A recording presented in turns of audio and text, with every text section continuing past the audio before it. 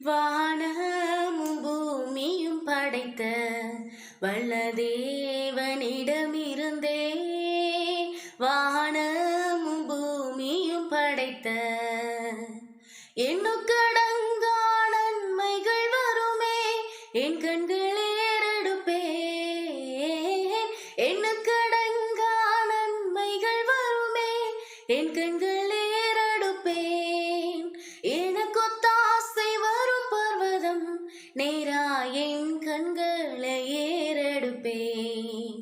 எனக்கு ஒத்தாசை வரும் பர்வதம் நேரா என் கண்களை ஏறெடுப்பேன்.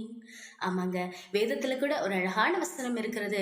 எனக்கு ஒத்தாசி வரும் பர்வதங்களுக்கு நேராக என் கண்களை ஏறெடுப்பேன். உங்களுக்கு எப்பேற்பட்ட சூழல்ல வேண்டுமானாலும் நீங்க இருக்கலாம். ஒரு நெருக்கடியான ஒரு சூழல்ல அவங்க கிட்ட உதவி கேட்டா இவங்க கிட்ட உதவி கேட்டா கிடைக்கும்னு நீங்க போய் கேட்டிருப்பீங்க. ஆனா அந்த உதவி உங்களுக்கு கிடைக்காம போயிருக்கும். ஆனா நான் ஒண்ணு சொல்றேன், உங்களுக்கு ஒத்தாசி வரும் பர்வதம்னு ஒண்ணு இருக்குங்க.